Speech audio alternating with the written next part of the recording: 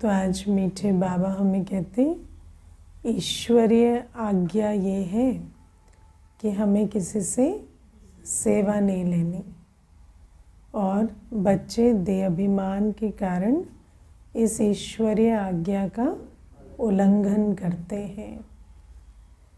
सेवा नहीं लेने का अर्थ ये नहीं होता कि हम सब कुछ खुद करते रहें, है ना।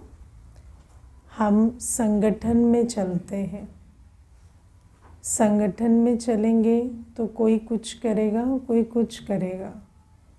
अब ऐसा थोड़ी है कि मान लो कोई कार्य है तो अब क्लास कराने वाला फिर अगर 5-6 क्लास भी है तो भी साथ में भोजन भी बनाए, साथ में सफाई भी करे। वो तो फिज़िकली पॉसिबल नहीं ना। फिर हर एक क्या अपना अपना भोजन बनाए, भोजन की तो फिर एक जना ड्यूटी लेगा ना। तो बाबा जो कहना चाह रहे हैं उसका भाव हम समझेंगे। मैं आपको पहले इसमें एक लौकिक का एग्जाम्पल देती हूँ, एक माता का जो ज्ञान में नहीं है। तो ऐसे लौकिक में हम कभी मिले तो बहुत बड़े इंडस्ट्रियलिस्ट हैं, उनके युगल जो हैं बहुत बड़े इंडस्ट्रियलिस्ट हैं, और बहुत ऐसे कोई कमी नहीं है और बहुत ज़्यादा ही है। तो मैं उनको दिनचर्या पूछ रही थी, क्या करते हो सुबह से। तो मुझे कहती कि मैं नाश्ता बनाती हूँ, फिर स्कूल जाती हूँ, फिर आती हूँ, फिर शाम के लिए कुक रखा है तो कुक बनाता है, और जो स्नैक्स होते हैं कुछ वो मैं बनाती हूँ, वो भी 7 बजे बनाती हूँ शाम को। तो फिर मैंने कहा कि तो आप फुल टाइम कुक क्यों नहीं रखते, है ना, क्योंकि दुनिया में तो यही होता है। तो मुझे कहती कि फुल टाइम कुक रखा था, फिर क्या हुआ कि वो बनाता और हम खाते। अब एक दिन क्या हुआ कि वो आया नहीं, और उस दिन कोई गेस्ट आए और युगल ने बोला आप आज ये चीज़ बना दो। वो इतनी ख़राब बनी, और मैं लौकिक में मतलब मैं पहले अच्छी थी कुकिंग में, तो मुझे ऐसे उस दिन आया कि मैं तो सब कुछ भूल गई, मुझे तो कुछ आता ही नहीं, और मैं ऐसा बना रही हूँ जैसे कोई नौसिखिया होता है जो पहली बार किचन में घुस रहा है। तो मुझे उस दिन बहुत ग्लानि हुई।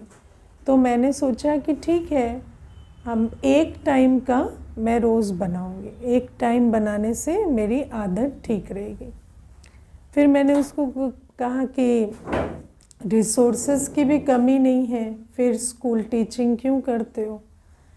तो मुझे कहती कि नहीं, तो वो ज़रूरी है ना, अभी क्या करेंगे सारे दिन जो है। अब जो नहीं कर रहे, जो मेरे फ्रेंड्स हैं वो सारे दिन फ़ोन में बैठे रहते हैं, व्यर्थ में जाते हैं, तो उस कारण से दिमाग अपना ख़राब होता है। I am mentally healthy, you see, I am 55, I am mentally healthy, doing well. क्यों? क्योंकि मैंने ये सिस्टम बनाया। तो ये मैं आपको एग्जाम्पल क्यों सुना रही हूँ, क्योंकि ये जो सेवा इसलिए लेना क्योंकि मैं अफोर्ड कर सकता हूँ, ये होता है देह अभिमान, है ना। दुनिया में आज ये एक बहुत बड़ी मत चलती है कि हम अफोर्ड कर सकते हैं सेवा लेना, तो हम क्यों करें। मैं अफोर्ड कर सकता हूँ कि कोई सफाई करे तो मैं क्यों करूँ। मैं अफोर्ड कर सकता हूँ कुक रखना, तो मैं खाना क्यों बनाऊँ। लेकिन बात ये है कि आप वो मत सेवा लो जो अफोर्ड कर सकते हो, आप वो लो जो ज़रूरत है।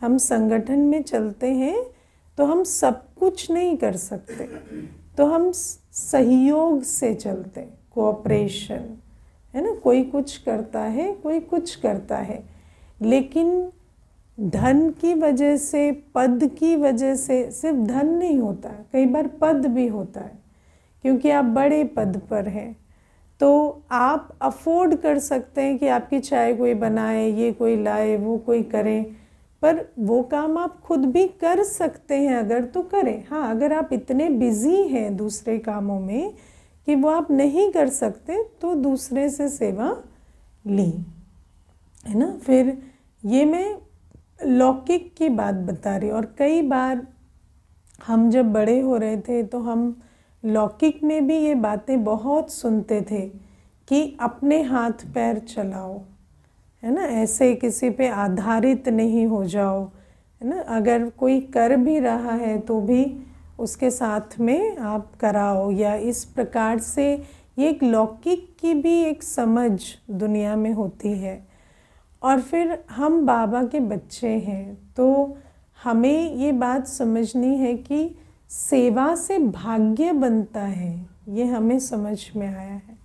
भाग्य बनाने की दो ही तो विधि है, एक रूहानी सेवा, दूसरा कर्म योग। कर्म योग भी भाग्य बनाने की विधि है और रूहानी सेवा भी भाग्य बनाने की विधि है।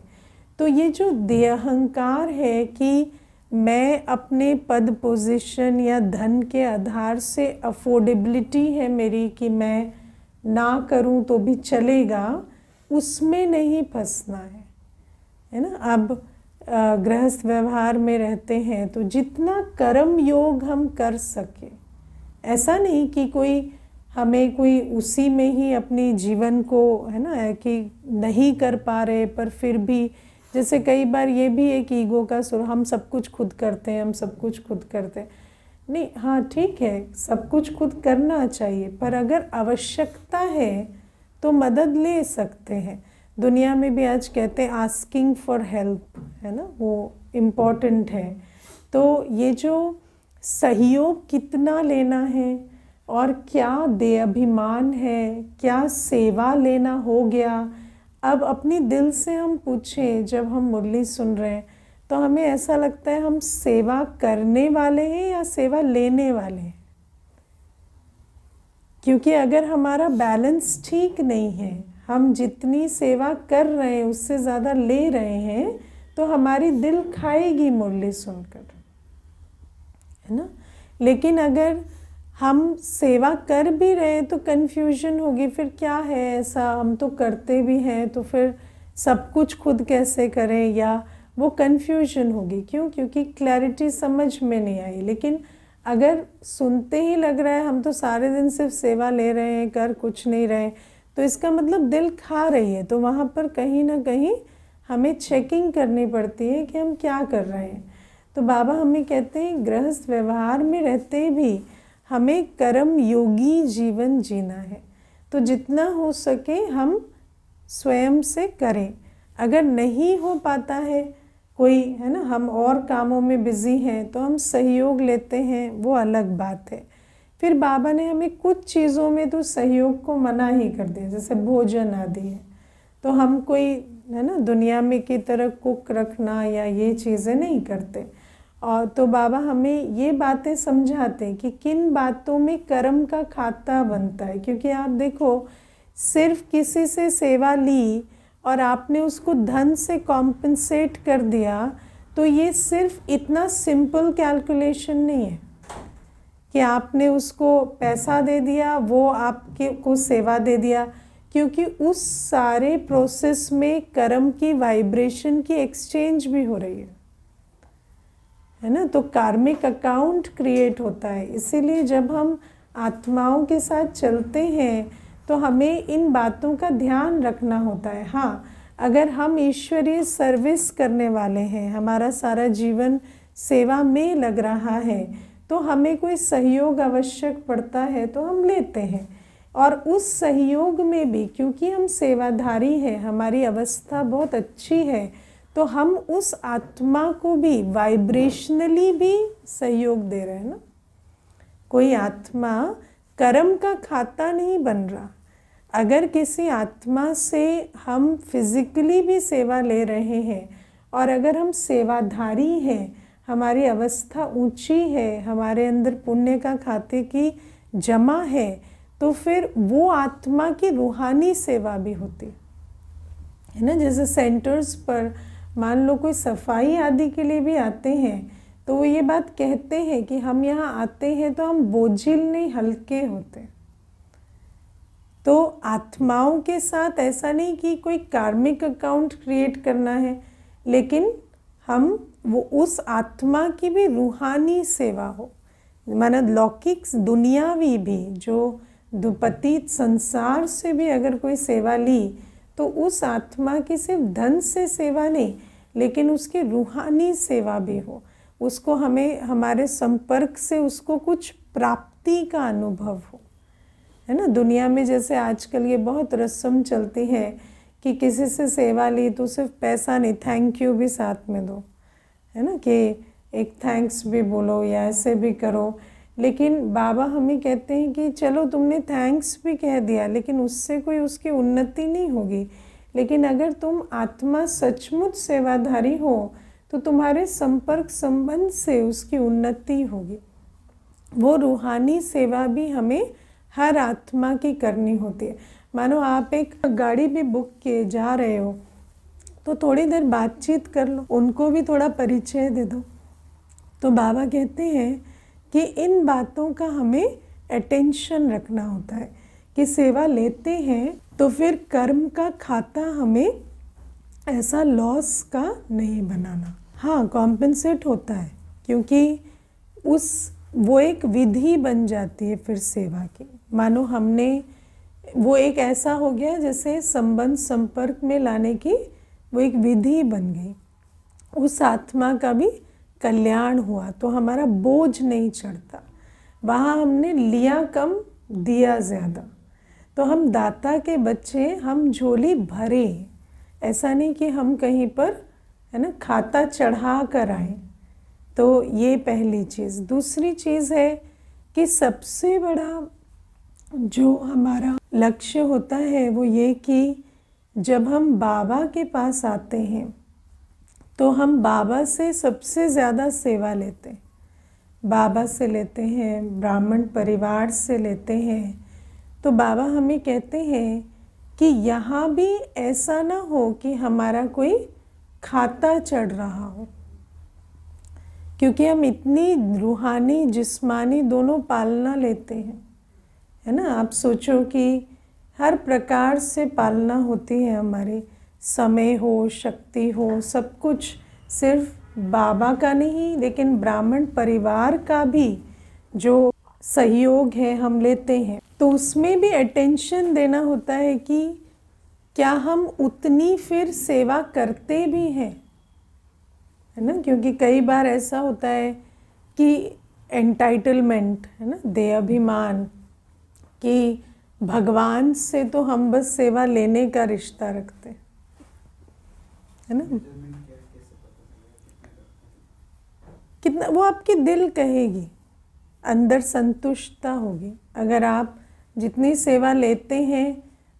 और इनफैक्ट सेवा लेते हैं वो कोई सिर्फ कर्जा उतारने की बात नहीं है, पर नहीं, और धन, सिर्फ धन तो फिर ये भी होता ना कि जैसे बाबा कई बार ये बात कहते हैं कि कोई आए यज्ञ में अपना सारा धन सब स्वाहा कर दिया, ठीक है, पर फिर बैठ के खाता रहा, है ना। जैसे ओल्ड एज होम वगैरह में जाते हैं तो अपना धन संपत्ति दे दिया, लेकिन फिर कि हमने सब कुछ दिया है तो हम बैठकर खाएंगे। तो बाबा कहते हैं अच्छा ठीक है, फिर संगम युग में ही तुम्हारा ख़त्म हो जाएगा, क्योंकि जो लगाया तुमने वो खा लिया। तो बाबा इसीलिए हमें कहते हैं कि हम ये समझें कि हम बाबा के घर आए हैं पुण्य की कमाई करने।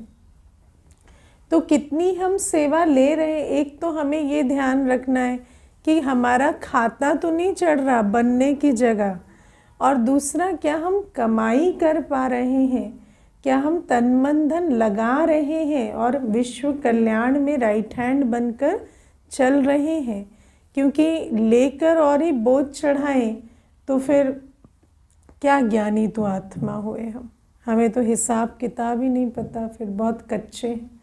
और बाबा कहते तन मन धन इतना हम स्वाहा जाएं कि हर चीज़ हम इतना समर्पण करें कि ये जो संगम युग के कौड़ी तुल्य रिसोर्सेज हैं वो हमें अविनाशी कमाई करने का आधार बने, है ना। और अगर कुछ भी सफल नहीं हो रहा तो इसका मतलब तो कर्जा चढ़ रहा है ना। और इसीलिए तो माया वार करती है ना। जब कर्जा चढ़ेगा तो माया एक तरह से हमें प्रोटेक्ट करती है कि भाई निकल ही जाए, अच्छा है, कर्जा ही चढ़ा रहे हैं यहाँ बैठ के। तो माया भी फिर वो रास्ता खोल देती है कि वो पाठ ही ख़त्म हो जाता, बुद्धि ही बंद हो जाती, पाठ ही ख़त्म हो जाता। इसलिए इस हिसाब किताब को बहुत अच्छे से समझकर हमें चलना है, लौकिक में भी और अलौकिक में भी। अब इसमें मैं आपको एक बात बताती हूँ। मैंने एक बार एक दीदी का अनुभव सुना था कि जब उनके शरीर में सोराइसिस हो गया था, एक स्किन डिजीज़ होती है वो, तो बहुत उसकी केयर करनी पड़ती है क्योंकि हमेशा इचिंग होती है और ऐसा। तो बहुत अच्छी सेवाधारी बहन थी, तो उनको उनके सहयोग के लिए प्रकाशमणि दादी जी ने एक बहन को दिया कि ये आपके शरीर की देखभाल भी करेगी, कि ये टाइमली आपको मेडिकेशन और जो भी आपको कंफर्ट के लिए चाहिए वो देगी। क्यों? क्योंकि ऐसा नहीं है कि बाबा कोई, जैसे जनरली तो देखो कोई सर दबाए, हाथ पैर दबाए, ये कोई शोभा नहीं देता। लेकिन अगर हम इतने सेवाधारी हैं तो हमें इस प्रकार से भी सहयोग बाबा दे ना। ये मैं आपको यज्ञ की बात बता रही हूँ कि और प्रकाशमणि दादी जी ने इतना निर्णय लिया कि ये सेवा सहयोग भी मिलेगा। तो बाबा कहते हैं ऐसा नहीं कि सेवा लेनी नहीं है, माना है ना, किसी से कुछ भी नहीं कराना या ऐसा, क्योंकि संगठन में कार्य चलता है तो सेवा लेना देना तो चलता ही है। लेकिन हमें ये चेक करना है कि क्या मेरा जमा का खाता बन रहा है या हम और ही खाकर ख़त्म कर रहे हैं।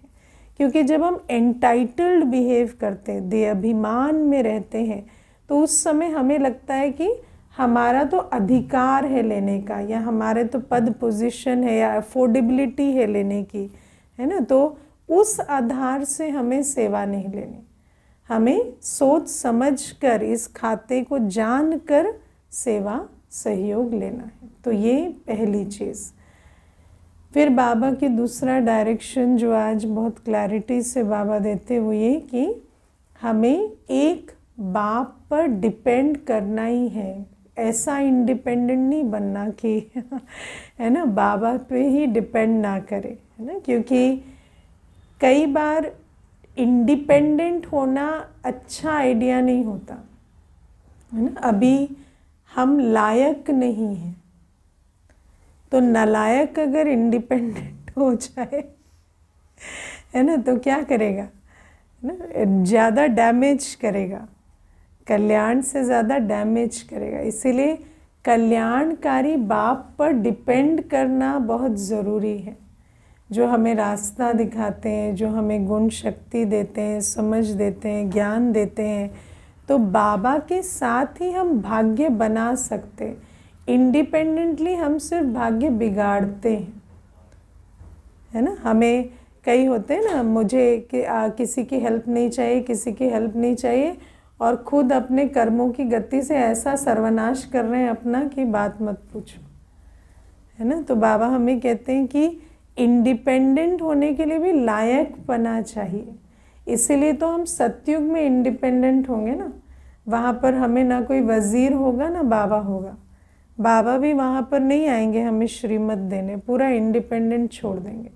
लेकिन इंडिपेंडेंट होना सिर्फ लायक के लिए गुड आइडिया है ना। अगर नालायक को इंडिपेंडेंट किया तो बहुत नुकसान कर देगा, है ना। मुझे याद है एक बार कोई मुझे सुना रहे थे कि मेरी जो बेटी है वो बार बार कहती कि तुम मुझे ट्रस्ट नहीं करते हो, मुझे किचन में अकेला नहीं छोड़ते हो, हमेशा ऐसे सर पे मंडराते रहते हो जैसे मैं कुछ कर दूंगी, कुछ नुकसान कर दूंगी, तो मैं अभी बड़ी हो गई हूँ, मुझे आता है, मैं ये भी जानती हूँ वो भी जानती हूँ।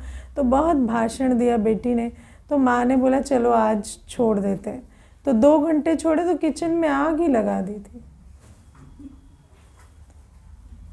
है ना, जल गई। तो सारा, है ना, तो माँ कहती कि तुम जब ये हाल है तुम्हारा तो क्या इंडिपेंडेंट छोड़ दो, ये करो वो करो, है ना। तो अकल नहीं, समझ नहीं, शक्ति नहीं, गुण नहीं, तो क्या इंडिपेंडेंट बनेंगे। तो बाबा कहते हैं अभी तुम इंडिपेंडेंट मत बनो, है ना, अभी तुम बाबा पर फुल डिपेंड करो और किसी पे नहीं करो ना। मुझे ये भी इस बात पर आज ऐसे भी संकल्प चल रहा था। आजकल दुनिया में ना बहुत ये बात कहते हैं कि सीख हेल्प, सहयोग लो, लेकिन मुझे ऐसा लगता है पतितों से हेल्प लेना is not a good idea, क्योंकि वो हेल्प करते कम है, फ़ायदा ज़्यादा उठाते हैं। तो इसीलिए बाबा हमें कहते हैं बस मुझ पे डिपेंड करो, क्योंकि अगर पतितों के साथ भी वो डिपेंड करने की, क्योंकि वहाँ डिपेंड करते हैं तो धोखा मिलता है, दुख मिलता है। इसीलिए हर एक से इंडिपेंडेंट बनो। लेकिन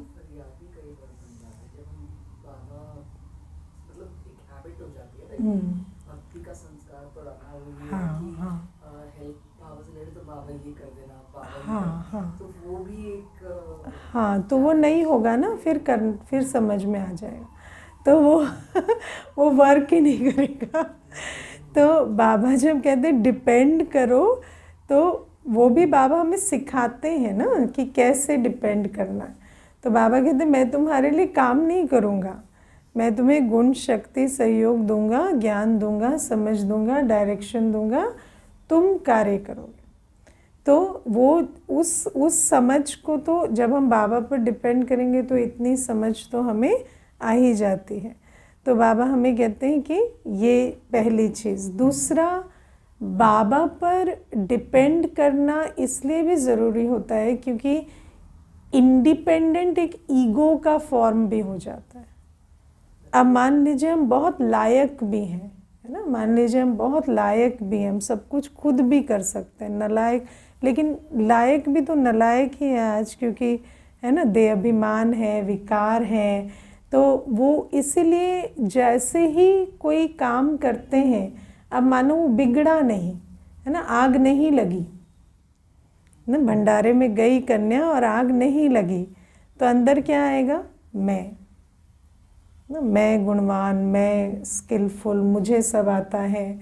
तो बाबा हमें कहते हैं फिर ये मैं ले डूबता है ना। मैंने देखा है मैं करने वाले मैं करते रहेंगे और थोड़े समय के बाद सारी प्रगति, सारा कर्म उनका उल्टा होने लगा, है ना, क्योंकि बहुत मैं रहता है ना। प्राइड हैथ अ फॉल दुनिया में कहते हैं, घमंड जो होता है वो लॉन्ग लास्ट नहीं करता। तो बाबा हमें इसीलिए कहते हैं कि मान लो सब कुछ भी तुम कर रहे हो, ऐसे भी बाबा के बच्चा ब्रह्मा बाबा को देखो, है ना, ब्रह्मा बाबा ने सब कुछ किया लेकिन करावन हार को साथ रखा, इसीलिए अंत तक सब कुछ कर सके।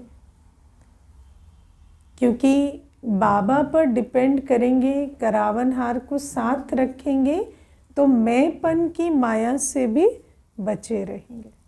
तो एक तो बाबा से समझ, शक्ति, सहयोग लेकर सब कुछ करना है, वरना हमारे कर्मों में, है ना, न विशेषता रहती, न गुण रहता। और दूसरा, मैंपन से फ्री रहने के लिए भी करावन हार की याद में हर कर्म करना है।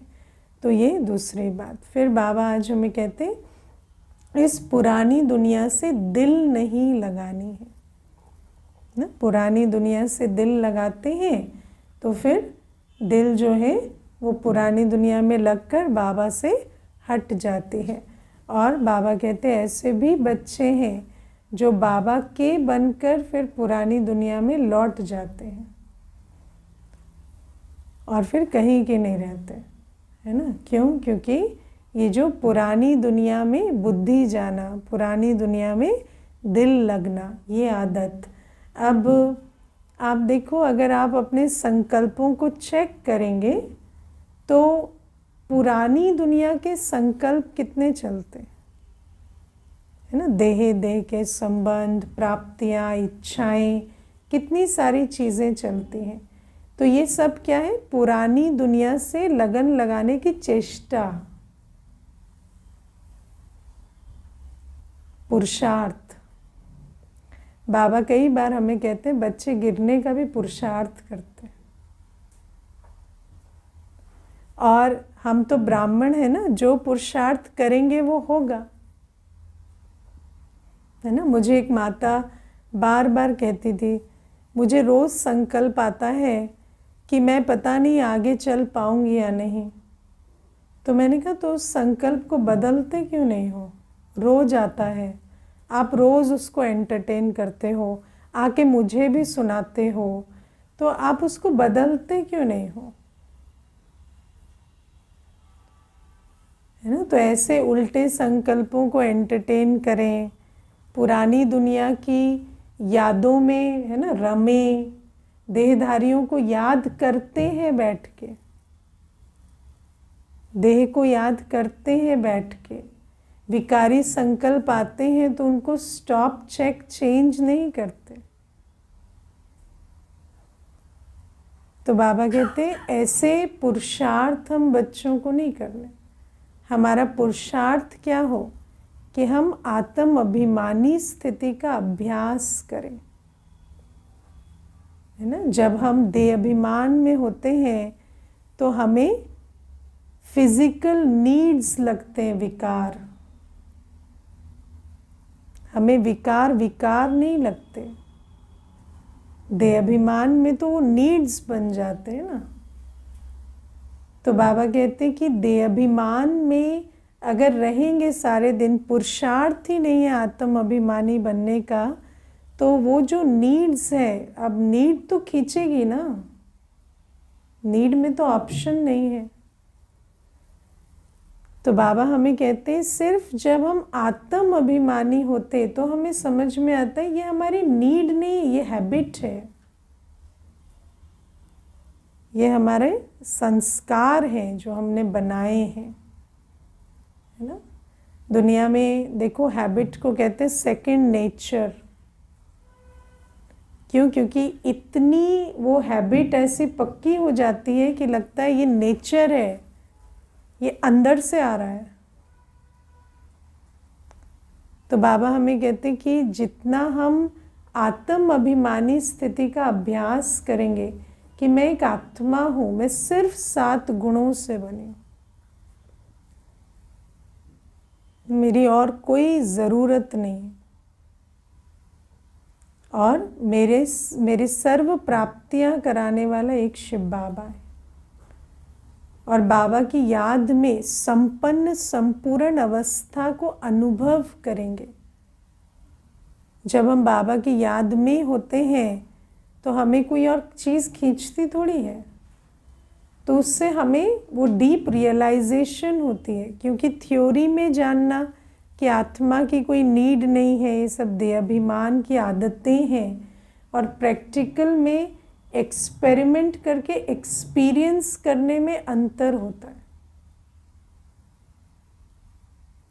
ना। तो जितना हम देही अभिमानी रहते, अभ्यास करते, बाबा की याद से संपन्न संपूर्ण होते, तो आपको अनुभव होता है कि ऐसी अवस्था में तो हमें कोई चीज़ खींच नहीं रही।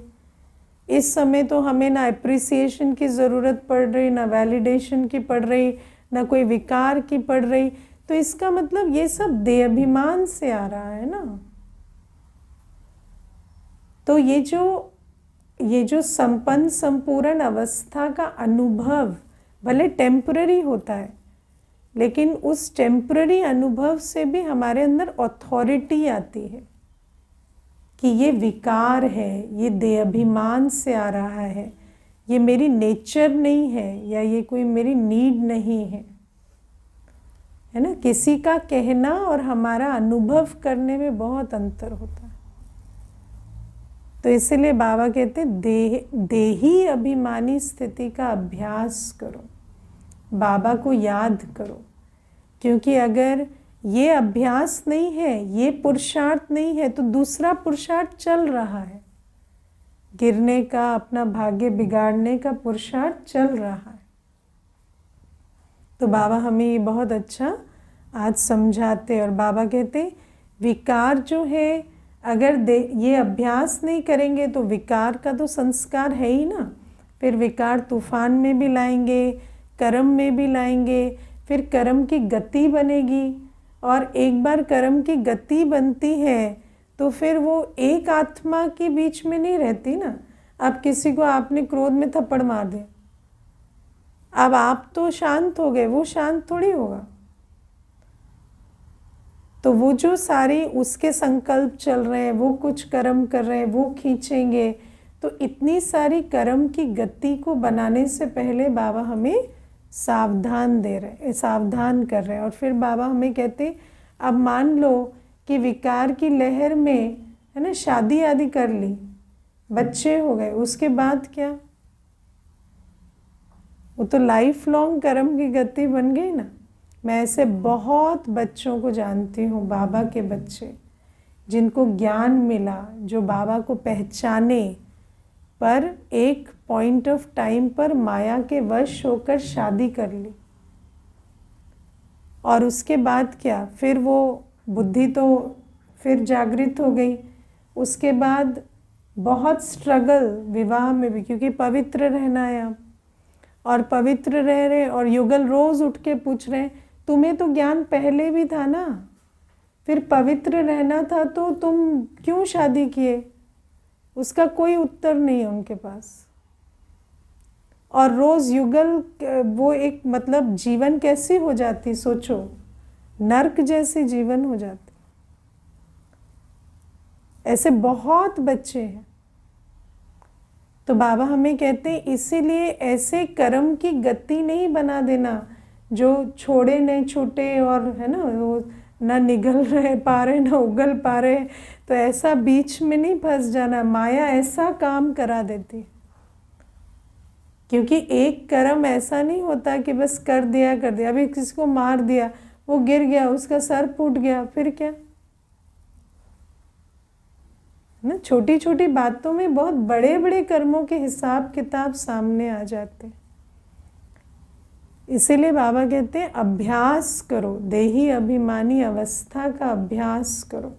और मान लो एक भूल हो गई, रियलाइज कर लिया, फिर उस भूल पर अटेंशन दो। दुनिया में क्या होता है, जब कोई भूल हो जाती तो उसके लिए ब्लेम कर देते हैं दूसरे को, लेकिन हम अपने आप से पूछें क्या हम भी ब्लेम कर रहे हैं, या हम थोड़ी ज्ञान स्वरूप होकर चल रहे हैं? क्योंकि अगर हम अपनी भूल के लिए दूसरे को ब्लेम करेंगे तो वो भूल मेरे से दोबारा होगी। इसीलिए मुझे भूल की रेस्पॉन्सिबिलिटी लेनी पड़ेगी कि ये मेरा कर्म है, मेरी भूल है। और जब रेस्पॉन्सिबिलिटी लेंगे तो समझेंगे अगली बार कुछ भी हो, मुझे ये भूल नहीं करनी है ना। वो कुछ भी करे, उससे मेरा क्या जाता है? उसने ऐसा किया तो मैंने ऐसा किया, तो वो अगली बार करेगा तो हम भी करेंगे क्या? वो अगली बार करे, वो उसका कर्म है, मुझे नहीं करना, मुझे सीख जाना है, क्योंकि माया इसी रूप में आती। तो ये थोड़ी सी बातें आज समझी, आगे आप लोग और मंथन करना।